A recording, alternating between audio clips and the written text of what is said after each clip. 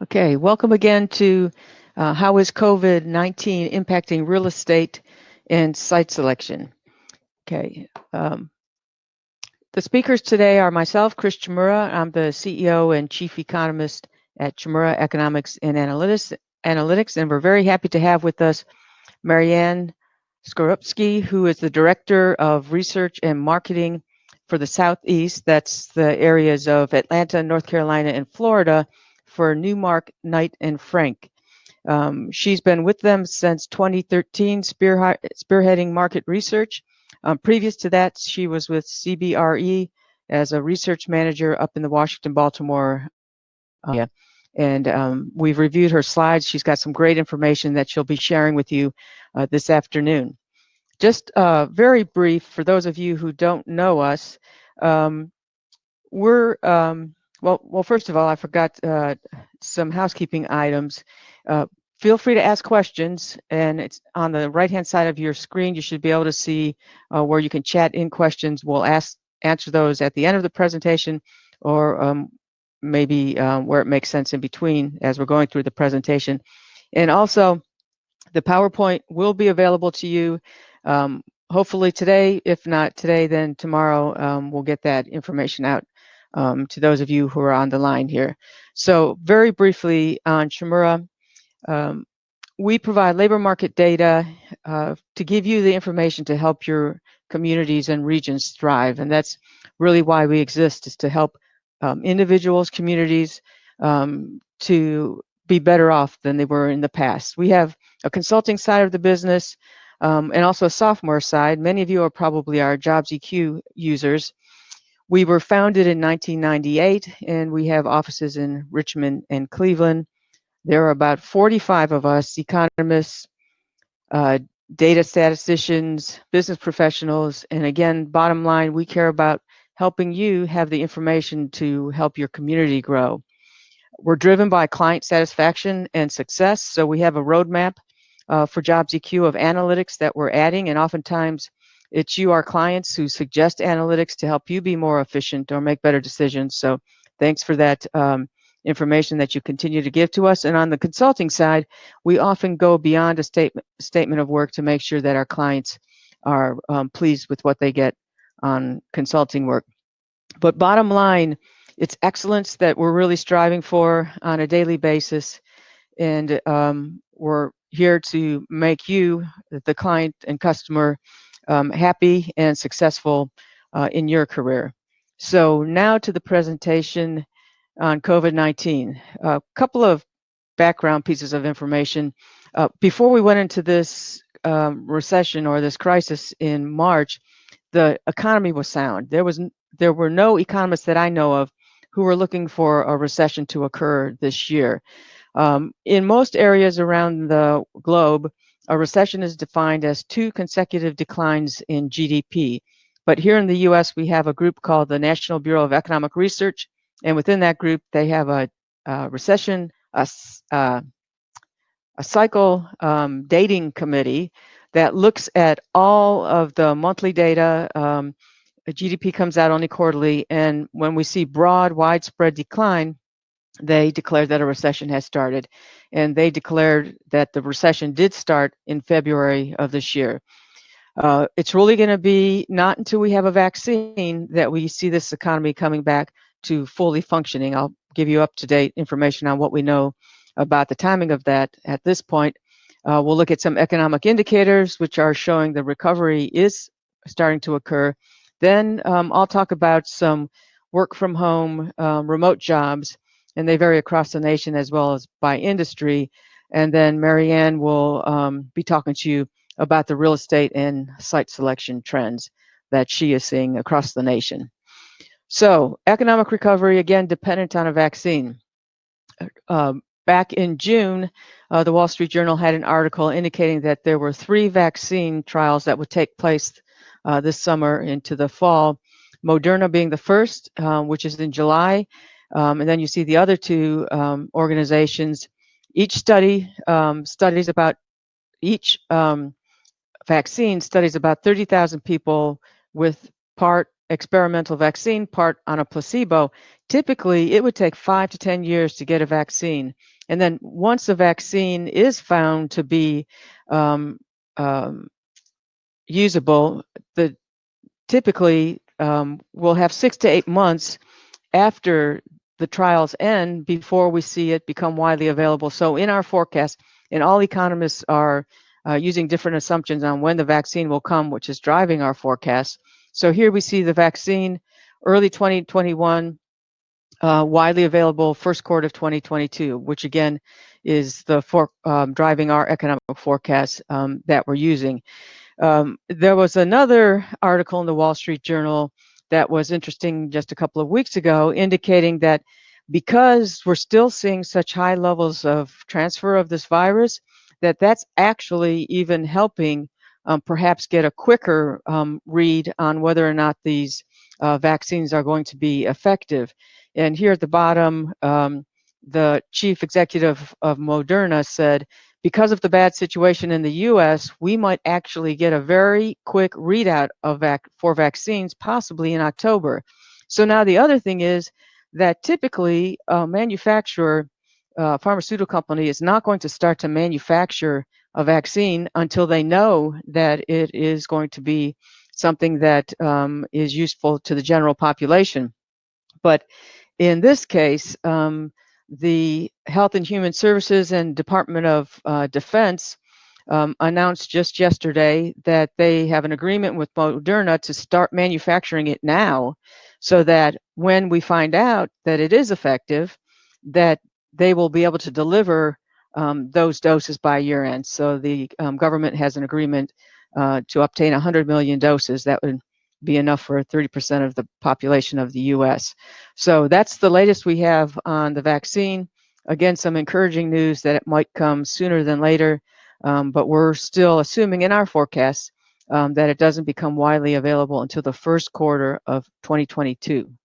So some of the numbers that we've seen already in terms of GDP, the first quarter down 5% annualized, 33% annualized down in the second quarter as expected. In terms of a forecast, all economists, though, are looking for a rebound to start to occur. Some looking for as much as a 20% rebound, which would be huge growth in the third quarter. Again, this is dependent on how many people, how much the vaccine continues to spread, and then when a vaccine comes. But what all economists are agreeing on is that in terms of GDP, we're going to see sharp and short, but not sustained, decline in GDP. You can see this compared to the last recession, much deeper, but again, we don't expect it to be as long as the last recession. So in terms of employment, that's another story. So here, gray shaded area is the recession. You can see the last recession, but as COVID started in March, we saw some employment numbers that were negative, and then in May, off by 20,500,000 jobs. June, July, April, May, and June, July, well, whatever. The last 3 months are showing you some fairly good gains in employment, and each month has been higher than most economists had expected. So continuing to see some gains in employment, but we've got quite a ways to go before we get back all the jobs that were lost at the beginning of this recession. And once again, it really is dependent on how quickly we see a vaccine. So we have 3 scenarios here for you. And here it's indexed to 100. So pre-COVID, the employment numbers are based on 100. Then you see the drop off. So here we had about a 10% drop off from the pre-COVID levels. And the first data through July are actual data. So the first part here, and then coming back up, we're starting to see some growth in employment. And our most likely scenario, again, is that vaccine 2021 quarter 4, and then we get to pre-COVID levels 2 to 3 quarters later. And that most likely scenario, for those of you that have Jobs EQ, we've put that in Jobs EQ so that you can run it for your region by industry and see what impact it will have on your region. And we'll update that forecast in Jobs EQ as all our additional data become available. So that forecast takes into account the short-term effects of COVID. Our longer-term forecast assumes continued growth over the forecast period. So then we also have a slow scenario, and here you can see it. And in this case, the vaccine does not come until the fourth quarter of 2022. We have heightened infections over this period, and in this case, we don't see employment getting back to pre-COVID levels until the first or second quarter in 2023. And then FAST, this is the one which is very optimistic, that we see the vaccine in the first quarter of 2021. And in that case, we would get back to pre-COVID levels in the second quarter of 2021. So again, you can see here in terms of employment, how much it will vary based on the vaccine that we have. Employment recovery varies by industry. So restaurants and retail lodging, we expect that to be a slow recovery, and that employment remains at 60 to 75% of pre-COVID levels throughout the year. But on the other hand, utilities, professional services, company headquarters, they're back to 90% by the time we get to the end of the year of their pre-COVID levels. And of course, we're seeing some bankruptcies, and Marianne will talk about this more in her section, due to the virus spread. We don't have very good data on this at this point in time. Those lag a bit. In terms of how vulnerable is your region, and we have a blog that you can go to and look at. But here we looked at all of the industries. Here we're showing you at the 2-digit level, but we did this analysis at the 4-digit level, more detailed. So not just retail, but we looked at what is the potential drop-off in employment at grocery stores versus drugstores versus furniture stores. And then we applied that to all the industries. We applied that to every county in the nation. And then we used the US as the index value of 100. So if your county is white or light, then the decline is less in terms of employment. If it's red, you would expect to see a larger decline than the nation overall. And again, those with the greatest impact at the top: accommodation and food service, arts and entertainment. And then with less of an impact, headquarters, professional services, and that's because many of these people can work from home. So now to remote working. So what regions will suffer the most? The first thing we had to do, and again, this is a blog that you can go to and read with more detail, is we had to determine what jobs are remote, partially remote, and non-remote. We used labor market data and census surveys to identify which fell into these categories. So 12% of all US employment falls under remote, and these kind of make sense. Bookkeeping, accountants, lawyers, financial managers, computer system analysts that can work from home. Then we have partial remote jobs. 26% are partially remote, and then 62% are non-remote, meaning that you have to be at the office or you have to be at the retail store or the manufacturing to do these jobs.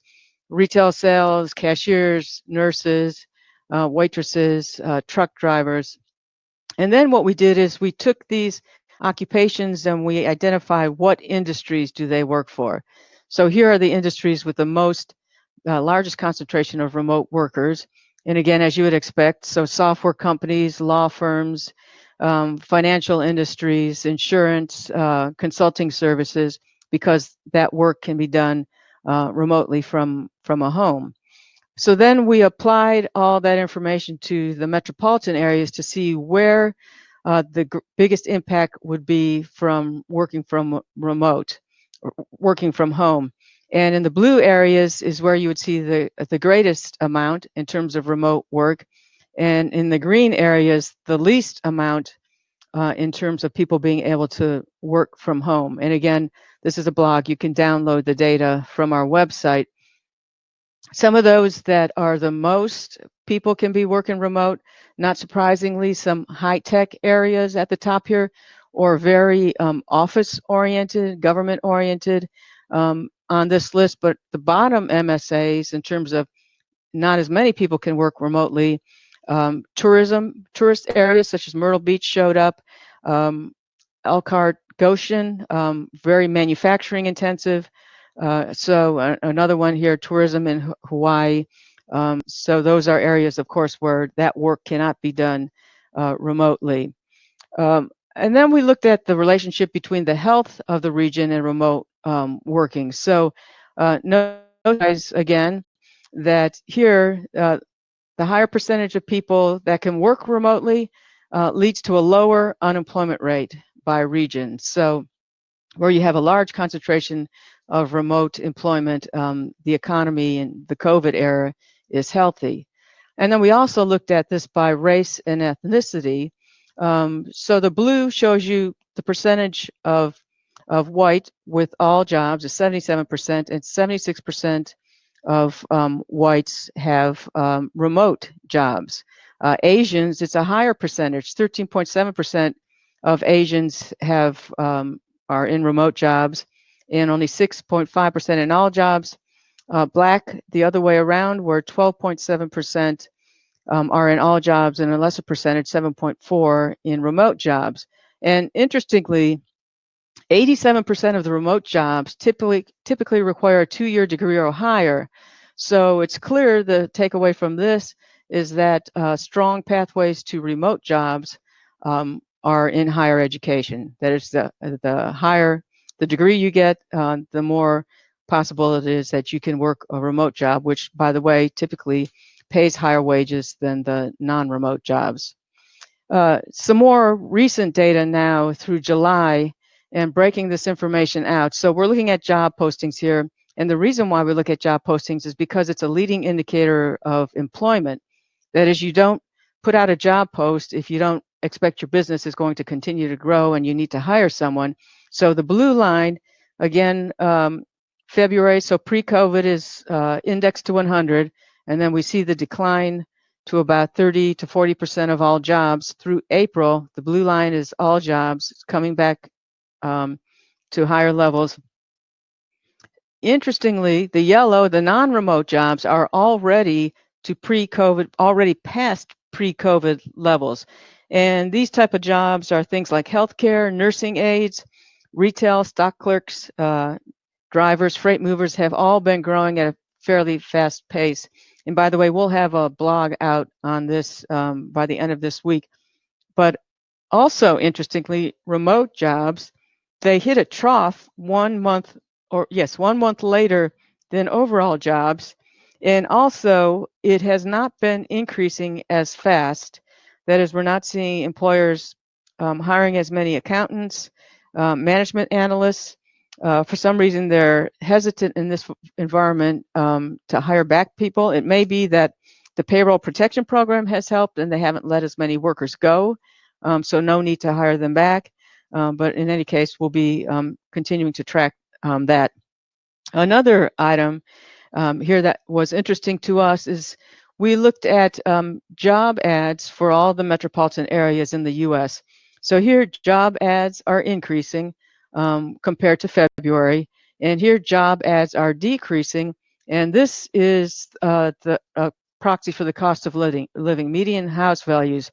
So job ads are decreasing where median house values are the highest, which are most likely areas where there's dense population.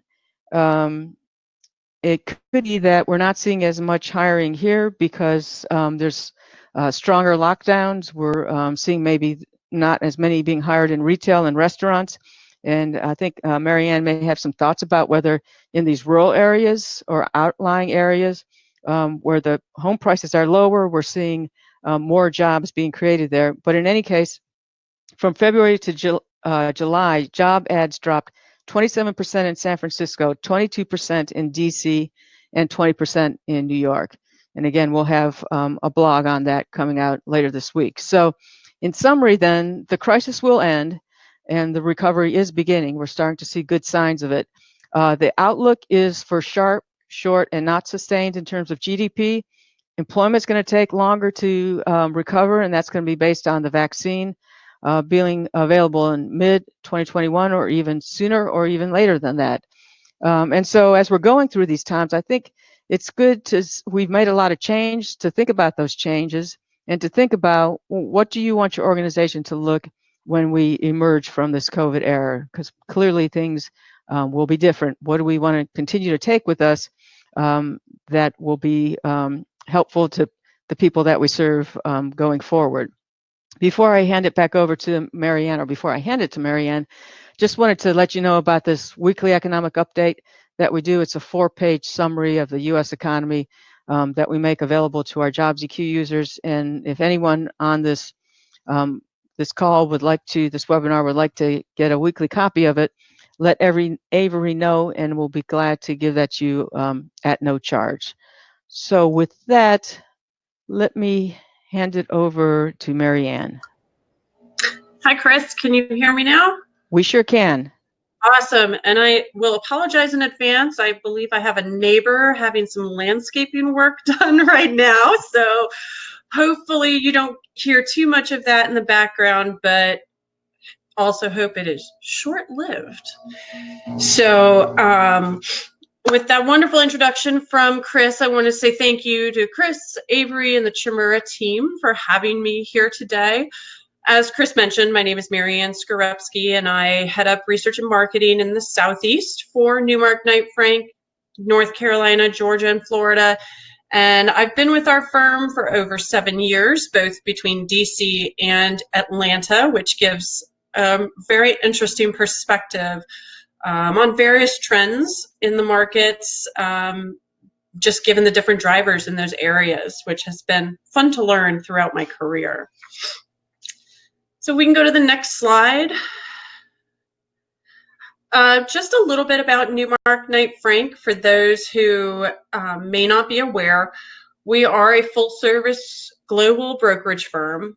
NKF's full range of services includes leasing advisory, global corporate services, capital markets, property and facilities management, program and project management, and valuation and advisory services. Our headquarters is in New York City, and we also have an affiliate, Knight Frank, based in London, whom we partner with on a global basis. And in the Southeast specifically, we have 7 offices, and Atlanta, where I am based, is our largest. So with commercial real estate, obviously there is a ton of topics. So I'm going to focus on a few specific trends and property types, mainly as they relate to the leasing market. But before I dive in, I had the first poll question, which I'd like to ask the audience. My first is, are you back in the office?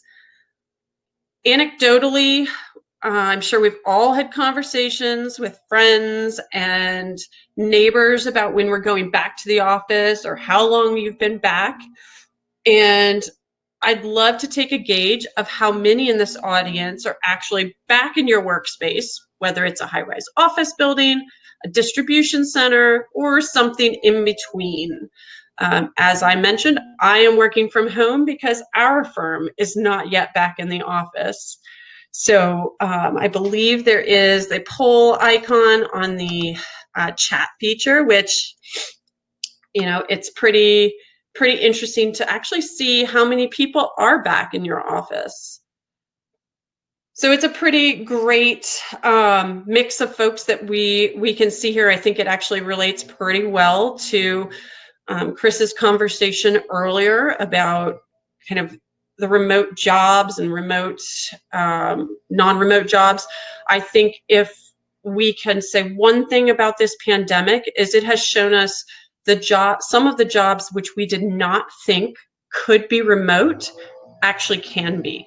Whether they will be long-term is to be seen, but it has proven that there are some occupations and jobs that can be done remotely for an extended period of time.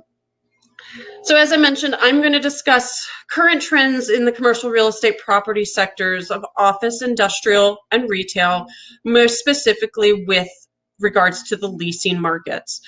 Many of these trends were present before COVID-19 hit full force in March, but some of them are new. We'll then discuss just some of the changes being seen in the workplace, which many of you who are already in your workplace may already see on a daily basis. And I'll wrap up with some forecasting trends and considerations for each of the various property types. Just to give a little bit of detail before I move forward, hospitality, as Chris mentioned, has arguably been hit the hardest by the COVID-19 pandemic, as shelters in place across the country led to a pretty dramatic drop in hotel occupancy rates across all brands. Employment, in the lodging industry had the highest rate of layoffs as a result of these declines, and these challenges were compounded by the cancellation of conventions, professional and collegiate sporting events, amongst other opportunities to bring people together. And until travel becomes more normalized, both business and leisure, the industry's recovery will be slow.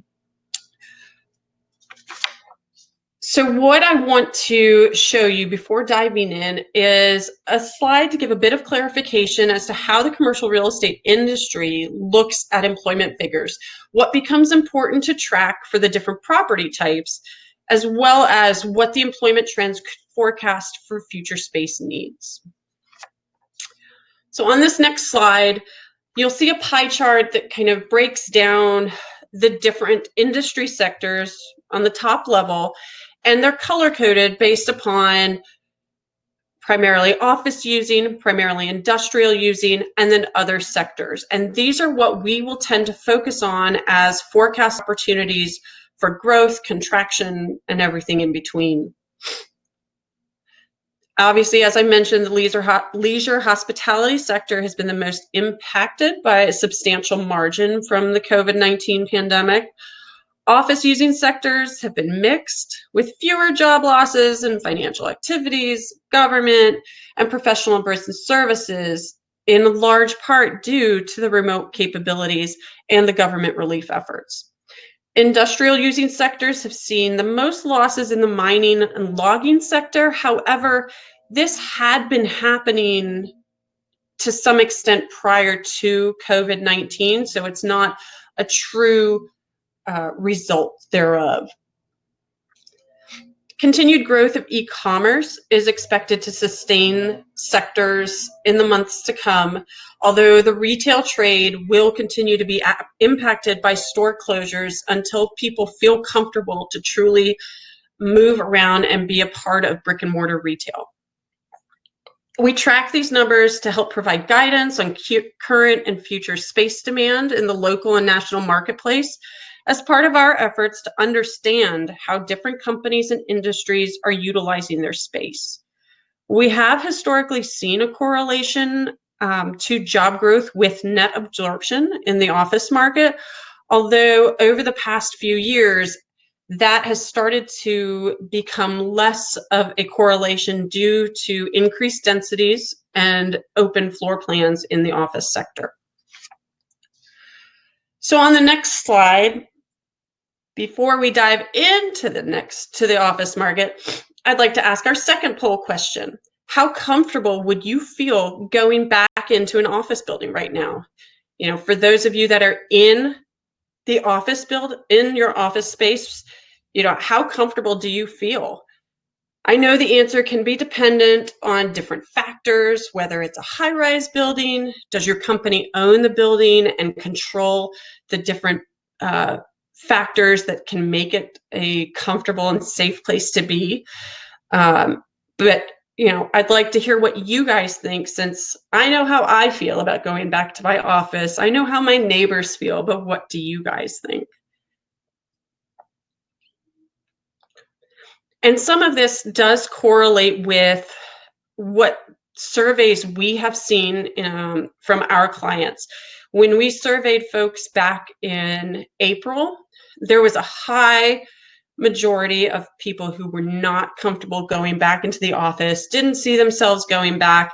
And now when you look at the surveys done in June and July, you're seeing it almost flipped on its head, where people are feeling much more comfortable going into their office space, which, you can look at this split about little over 50% of folks feel somewhat comfortable to very comfortable going back into their office space. And a lot of that can be dependent upon the need to be with people. So we all have either been home with our families or our pets or by ourselves, and now we're ready to be back into the office environment, which can promote just very natural brainstorming and communication and team building. I've spoke with someone who made the comment to me, you cannot create an office culture remotely. And so you have many firms that are really itching to get back into the office, to bring their employees back in, to truly promote their culture and to sustain it moving forward. So on the next slide is our first of 3 charts that look at the national office market historically over the past 5 years. And the COVID-19 pandemic weakened second quarter demand in the office market.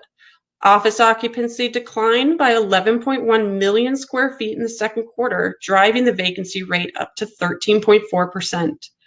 San Francisco experienced the largest annual increase of 443 basis points to 7.6%, followed by Austin, which increased 300 basis points to 12.3%. Despite some of the increases seen in the springtime, Manhattan, Orlando, and Seattle all maintained some of the nation's lowest vacancy rates, each below 7%. Asking rates, the rent that we're tracking for the space based on what the owner is advertising, excuse me, are 3.5% higher than they were 1 year ago, but they're plateauing, and concessions are placing a downward pressure on effective rents. Many owners are holding steady on their asking rents while waiting to see what exactly the impacts from the pandemic are going to be.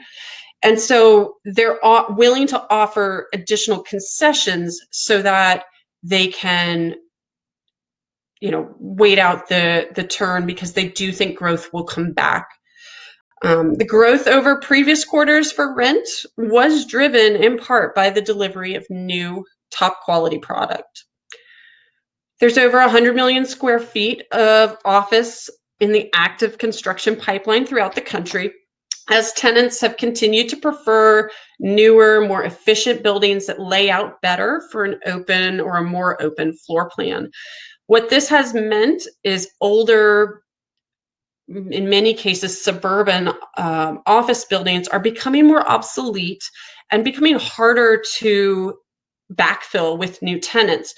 In Atlanta, just this week, it was announced a new tenant would be backfilling some of the previous space that had been occupied by NCR when they relocated from a suburban campus down to Midtown with their new towers. So this was a really great example of, helping to backfill some older product, but we haven't seen that on a large scale just yet. Groundbreakings for new properties without substantial pre-leasing are likely to decline, while outdoor amenities are expected to become a higher attraction to tenants. Many of the planned projects will be put on hold when possible, as asset owners continue to wait and see what the ongoing and permanent effects from the pandemic will be.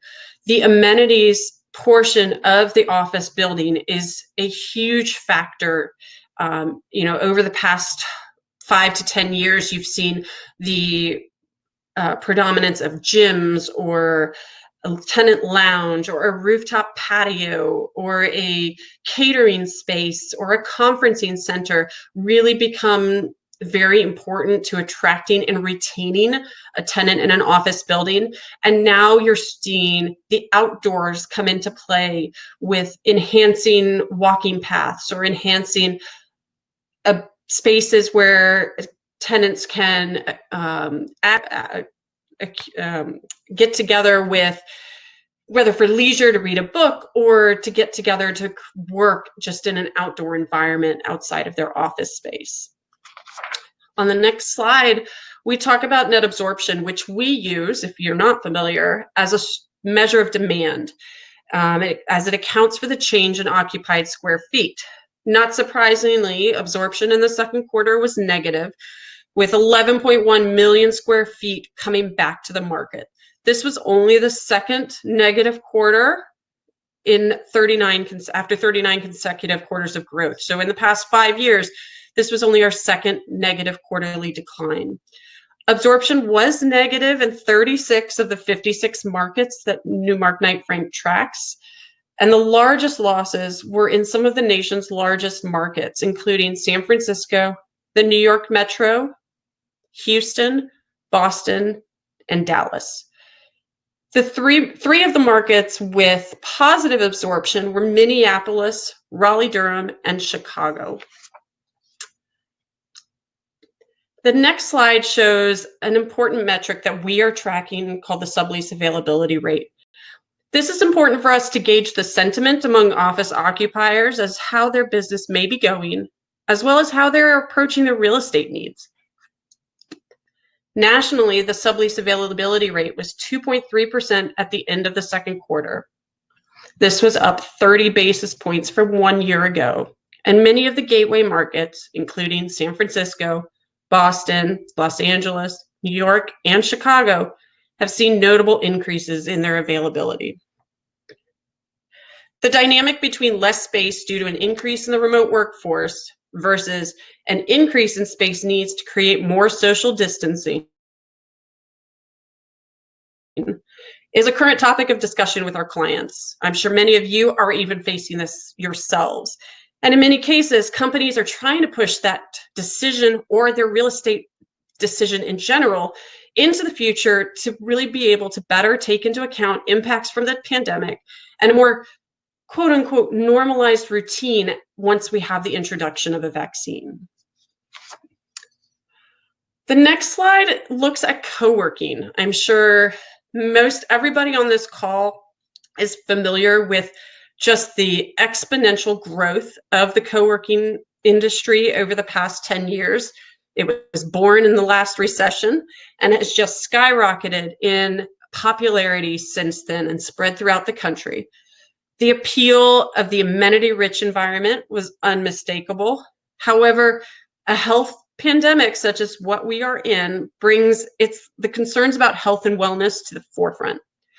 We know WeWork, as a part of its overall restructuring, is giving back a lot of space around the country, but it remains to be seen how this is going to impact the local markets and how quickly it gets reabsorbed.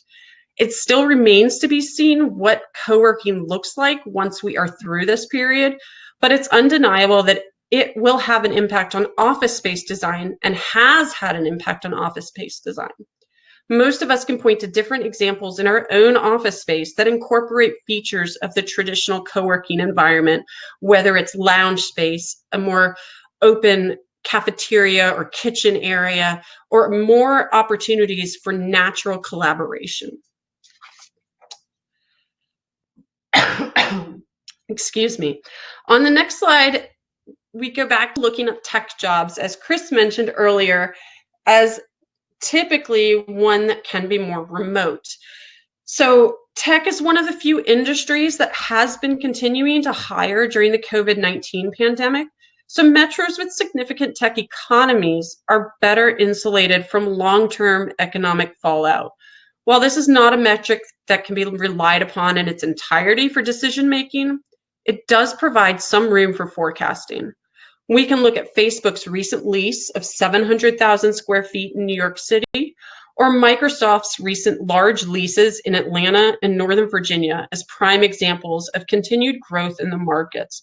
One of the important things to note, as Chris referenced earlier, is the evolution of the tech industry outside of the Bay Area or in addition to the Bay Area. So as companies are growing, they realize there is an untapped tech workforce across the country. So you're seeing that growth in Seattle or Boston or DC when Amazon made its choice for HQ2. So these are good things for helping those local economies as the tech environment continues to grow. And that can include a company like a Facebook, or the technical component of a firm's website, or a financial services company, which is a huge industry in the Atlanta area. So these are good for further diversification of different local markets. Along the same lines, the professional and business services sector is one that lends itself to remote work. So if we go to the next slide, we can see, again, the economies and the companies that have, or the markets that have a larger concentration of professional business services jobs are more in line with making remote work easier to undertake. So one of the things that's interesting to look at these markets is their airports, the size of their airports, because they make it easier for employees to get to where they need to be as part of their work, whether it's as a consultant or as an employee, and they can live wherever they want, but travel to and fro on a much more easier basis.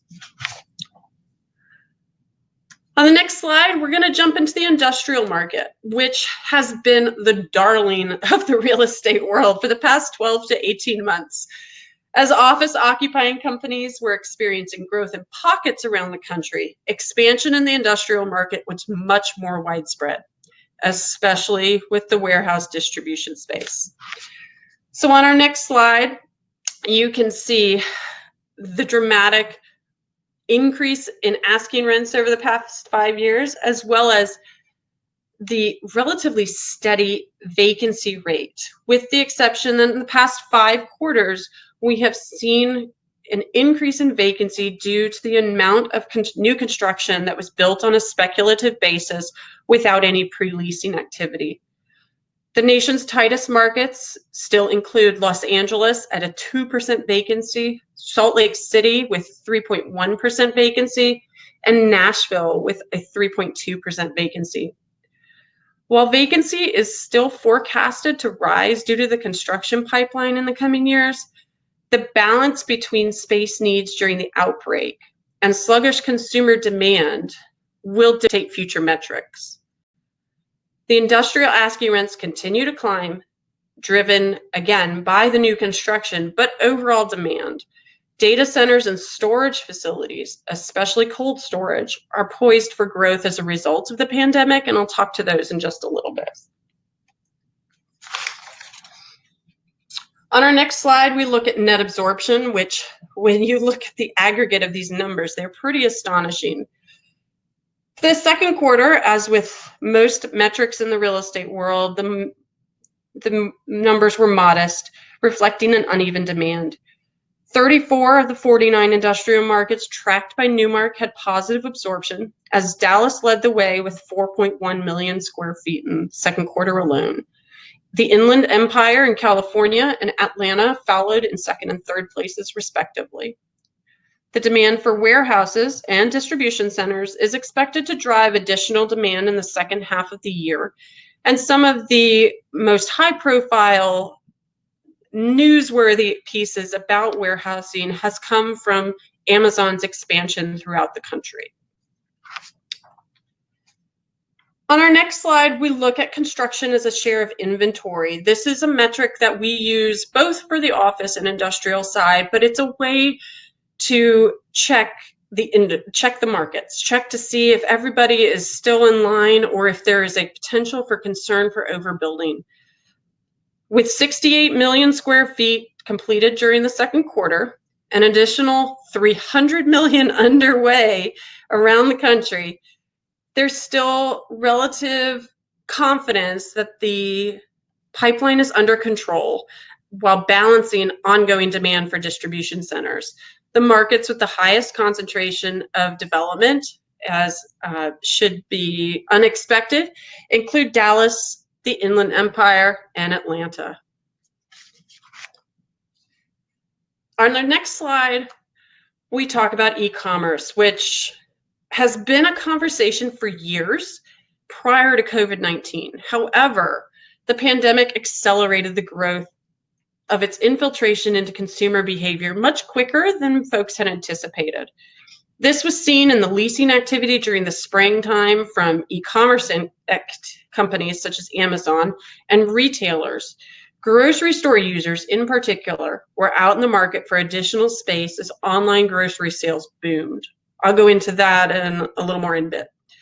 Prior to March, demand for cold storage space exceeded most of the current inventory around the country. The pandemic has given rise to additional space needs, which has translated into new developments.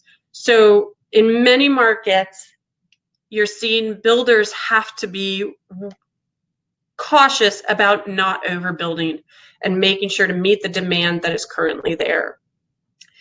Many of the highly profitable occupiers of industrial space continue to be e-commerce and home materials companies, thanks to social distancing and the shelter-in-place mandates, while food and beverage companies serving grocery stores are also profitable during this period.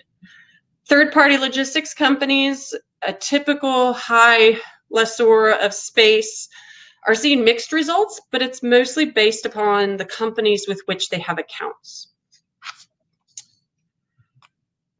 On the next slide, we'll go into retail, which is so important to our national economy as consumer spending accounts for almost 70% of the total US GDP. So it is important for the consumer to feel comfortable and secure to spend money to see the economy rebound. And we've seen signs in the past couple of months with some of the metrics coming out that that is starting to happen. So my last poll question for everybody is about your online shopping. Have you seen a change in your online shopping habits? I know Amazon has visited my house much more than maybe they did prior to, or the example of using an online grocery store purchase when I was ill and my husband couldn't go to the store with our two kids because we didn't feel safe taking them into the store. So I'm curious if we have seen that amongst this group. And I think it looks like a pretty slam dunk similar situation where about 2/3 of folks have seen that increase in online shopping.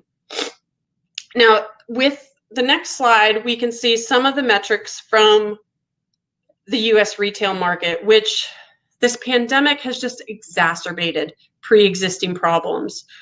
Although e-commerce and grocery-anchored shopping centers are really lifting the sector, elevated vacancy has slowed annual effective rent growth in most of the market, bringing it closer to the long-term average of 1.1% per year. Weaker second quarter effective rent growth reflected the early impacts of the pandemic. The US is exceedingly over-retailed when compared to other countries on a per square foot per person basis. And this was a problem that had been recognized and discussed previously. I think it's fairly common, no matter where you are in the country, to drive past a strip center or a shopping mall with higher vacancy as the retailers close or demand centers move. So you are starting to see different conversations about how to reuse those spaces. In actuality, we saw this week the email or the article about Simon Property Group in discussions with Amazon using some of the empty big box anchors of their shopping malls as distribution centers. And how does that relate to the last mile distribution and getting to their consumers? So it remains to be seen how things will evolve, but know that this has been something happening prior to COVID. COVID has just really exacerbated the situation. On our next slide, I know Chris talked about this briefly, but we've got a timeline of the retailers that have declared bankruptcy since the beginning of the year. Now, these are either individual retailers or a parent company, totaling 33 companies. Now, one thing to note is that we don't know how they are going to emerge or if they will emerge on the other side of the bankruptcy. Some brands are likely to go away, while others will just have a significant reduction in number of stores as they reduce their costs. So it's pretty correlated to show the strength or the decline of the regional mall as it relates to the empty storefronts or the companies and the retailers making up that tenant list in the store. Anybody can walk through a mall these days and see a pretty different makeup of stores. Our next slide shows the real bright spot that probably most folks haven't truly thought about. Grocery stores.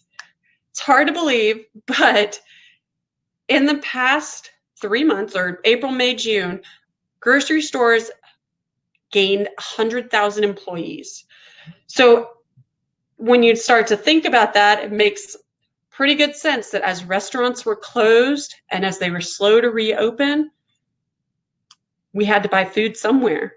So if you're working from home, you're not going to a business breakfast. You're not eating lunch at the office cafe. So you need to buy more food to have to support you at home. So grocery store sales grew 30% year over year in March as everybody started to shelter and stay home. As of May, that was down to 14.3% year over year, but this reflects the reopening of restaurants and the availability of takeout and delivery options. Some of this does remain to be seen, though, as to how long these trends will continue until there's true continuity of comfort with going to a restaurant. As we mentioned before, e-commerce has skyrocketed. On our next slide, we show the growth. E-commerce as a percentage of total retail sales. Prior to the pandemic, it had been about 10% of total retail sales for a few years. In March, as of the first quarter, that had grown to almost 12%. So pretty substantial growth in just one quarter. And we're expecting the numbers for second quarter to continue.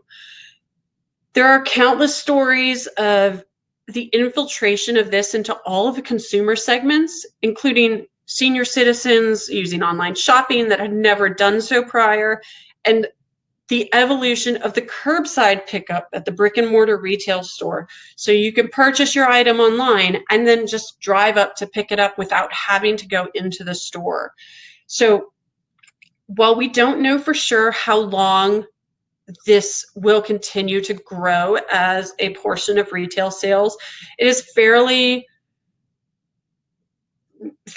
certain that some pieces of this will stay. So it will be very interesting to watch how this evolves over the next few quarters and a couple of years to see what our new normal is. So with all of these features, whether it's retail, industrial, or office, we have to get back into the workplace. So in the next section, I just wanted to touch on that, health and safety are huge for employees in the workplace. And many companies are really struggling and working hard to make sure that that happens. Because getting back into the workplace, wherever that might be, is of the most importance to sustaining the economy's recovery. So on the next slide, I want to talk a little bit about the Newmark Knight Frank workplace strategy team, which helps to work with our clients, both tenants and property owners, to ensure the space is optimally laid out for whatever their needs are. Workplace strategy encompasses the workplace ecosystem with all of its experiential factors. Pre-COVID-19, workplace strategy was usually an alignment of an organization's work patterns and business goals with the work environment to enable peak costs, enhance a user experience, and potentially reduce costs. So post-COVID-19, that has changed to align with the physical and virtual work environment to enable working safely, productively, and connectedly with an agile workplace and a workforce model. So these pictures illustrate some of the dynamics and components being brought into various workplaces. Moving workspaces farther apart, the use of PPE, when moving around an interior space, social distancing icons and elevators to help encourage spacing in an enclosed space. I can tell you from personal experience, getting onto an elevator that had those metrics was pretty eye-opening, and then getting into an elevator that didn't have them in an older building that was a tighter elevator squeeze kind of made me feel a little nervous. So it was pretty interesting to see those pieces already in play with that revolution. On the next slide, we can see additional metrics that are being taken with daily temperature control checks. You're seeing that in some of the schools that are opening up, whether it's a preschool or talked about for public schools as they endeavor to get kids back in the classrooms eventually. We're seeing more plastic partitions, whether it's in an office space or you go to your neighborhood Starbucks to order your coffee, and you'll see there is plastic at the register. We've got more floor icons to encourage flow of traffic. You see it in a grocery store where they try to delineate one-way traffic down and up each aisle, as well as trying to remind everybody to stay 6 feet or 2 meters apart in an effort to truly maximize priorities in health. So coming to an end, what lies ahead? So one of the topics that we talked about was, does location matter in the future of the office? So on our next slide, you've got this confluence of the suburbs and the downtown city center. These are conversations that had been happening prior to COVID-19 and are not necessarily truly related to the pandemic. You have an industry such as law firms, which has been evolving over the past 5 to 10 years as they move away from the traditional paper storage to the online cloud storage.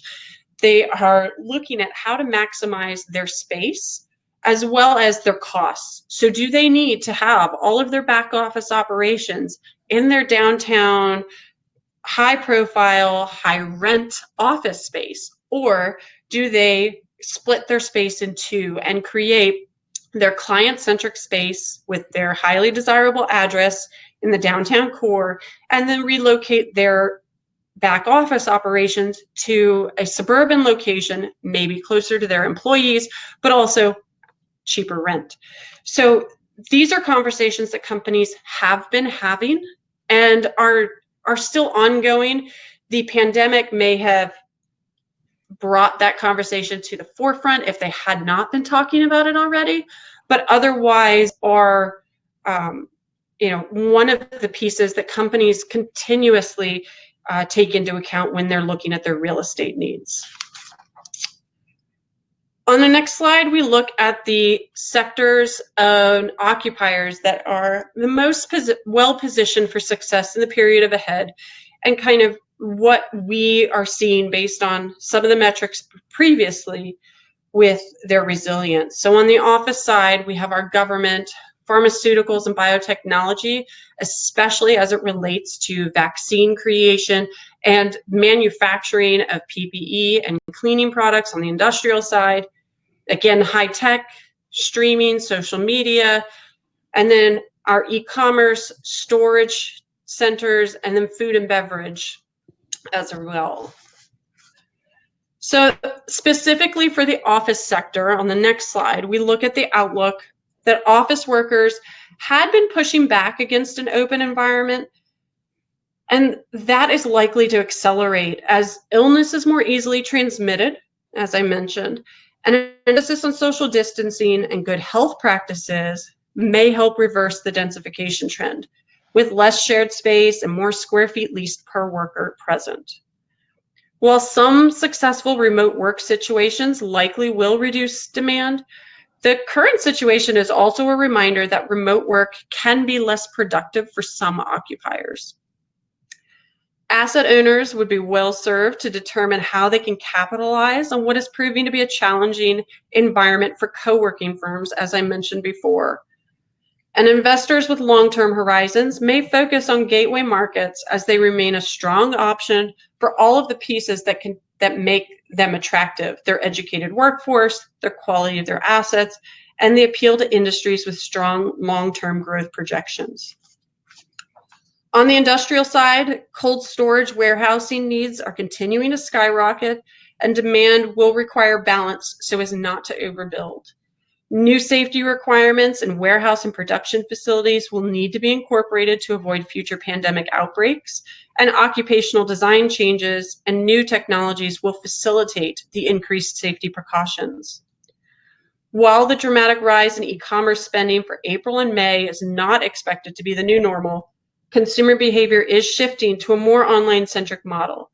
The rise of curbside pickup and limited offerings in the brick-and-mortar store across the entire retail spectrum will require additional inventories in warehouses. Most investors consider industrial the strongest asset type and will continue to look for opportunities, but the true impact from COVID-19 remains to be seen, as the duration of rising vacancies and flat to lower rents is unknown. On the retail side, the brick and mortar retail environment was under significant pressure since before COVID-19 because of the growing e-commerce sector. It is likely that some of the online shopping habits gained during the pandemic will be sustained. Essential businesses such as groceries and pharmacies are the ones in which investors have the most confidence, although some convenience stores and discount retailers continue to perform well. Geographically, retail's likely recovery will begin in places that were less impacted by the spread of COVID-19. Secondary and tertiary markets are likely to win over gateway cities in the short term, the inverse of the norm. And major markets will rebound, but likely at a slower pace, but perhaps not until herd immunity or a vaccine is achieved. Neighborhood shopping centers with grocery anchors and power centers are currently in the best position, with the greatest likelihood of tenants making their rent payments. Next may be open air centers, which will feel more comfortable to cautious consumers. And enclosed malls continue to face the greatest hurdles as they had pre-pandemic. Prior to the onset of COVID-19, medical service providers had been expanding rapidly into retail spaces. Urgent care centers in particular have seen a dramatic growth. For asset owners, medical retail offers an additional source of demand for retail real estate and may help fill new vacancies. And it's important to note that many of these market conditions are temporary, and we cannot yet gauge the duration in the retail market's long-term prospects. On my last slide, I just want to highlight our COVID-19 perspectives resources on our website. We have a few recent papers that may be of interest. We have a recent health and wellness white paper that looked at the big picture content on changes in office and apartment design. Our capital markets white paper offered an outlook on the national economy and examines the potential impact of COVID-19 on office demand. And our recent transportation white paper includes proprietary NKF survey data on how property managers plan to address tenants' needs in light of COVID-19. In addition, we have our national market reports, many of which the charts I reflected in this presentation. And with that, apologize if we ran a little bit over, but I will turn it back to Chris and Avery. Thanks very much, Marianne. This has been great information. I loved all the regional statistics you gave, as well as some of the information by industry. And I know we've extended our time. We do have a few questions for those of you that are hopping off now or need to go on to something else. Please be safe, wear your mask, but do go out and spend. As we had on some of our slides, JobsEQ is our software that provides labor data so that expanding firms or regions could identify whether they have the labor shed or the labor needs for those firms, a tool that Marianne also uses on her job. But let's go to a few questions for those that can stay. First question, is it possible that the slack in the non-remote jobs comeback could rise faster than anyone expected as we get closer and closer to confirmed vaccine? Yes, certainly once we get news about a vaccine, I think we're going to start to see those jobs coming back fairly well. Another question, when places get reopened, will they be remote work or on-site? And I think Marianne addressed this as well. It depends. Another question I had here is on productivity. Will productivity decrease because some parents are either taking care of elderly or working from home and taking care of kids?